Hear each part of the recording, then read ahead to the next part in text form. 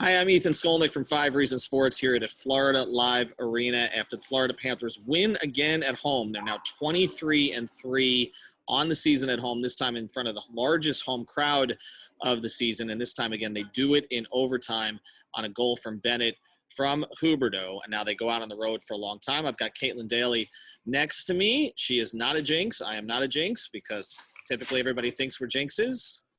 We were not jinxes tonight. I don't know if you've proven yourself completely yet, but I've been here the last 2 nights and it's looking good for me. Yeah. So I think I might be a good luck charm. Then you might be. You need one more good win on your back to clear the 8-2 game. Yeah, but we were here together for 8-2, so I don't know if you get off the hook for that one. But 3 key points we're going to get to tonight as the Panthers win again, and I want to start here because to me the biggest thing is this team continues to get down at home.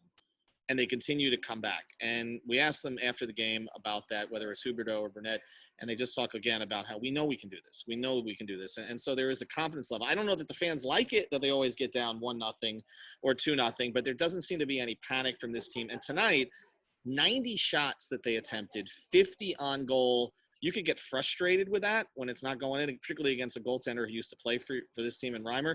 They didn't get frustrated. They kept coming. He was a brick wall tonight. But again, they spoke of that in there. I liked what Marchment said. Everyone really wants to win for each other in that locker room. And they want to go out and play through that adversity. And when you get a win after a game like that, where you're down by 2 goals, and can come back in that overtime win like that in front of the biggest crowd you've had all season, those are the games that really build chemistry.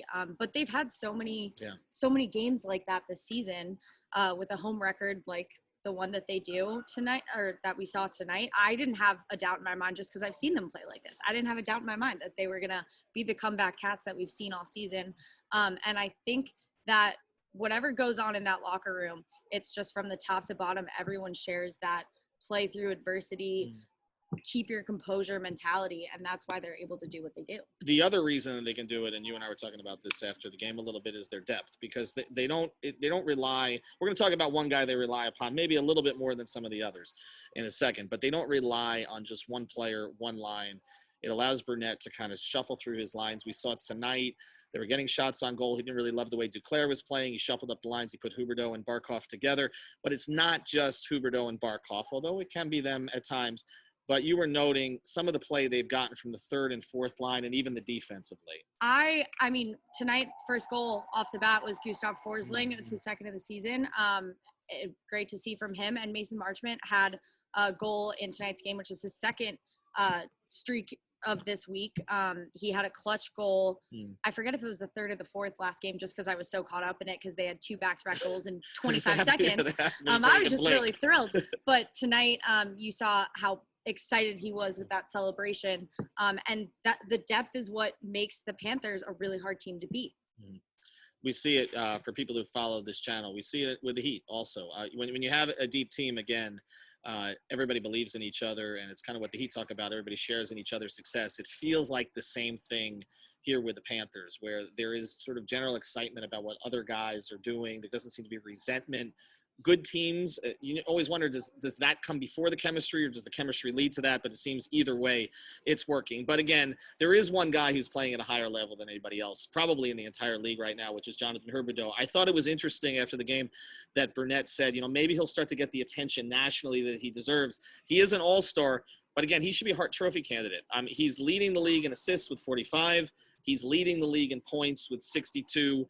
And again, tonight, he had the one play set up for Hagee. It didn't count because of the offsides.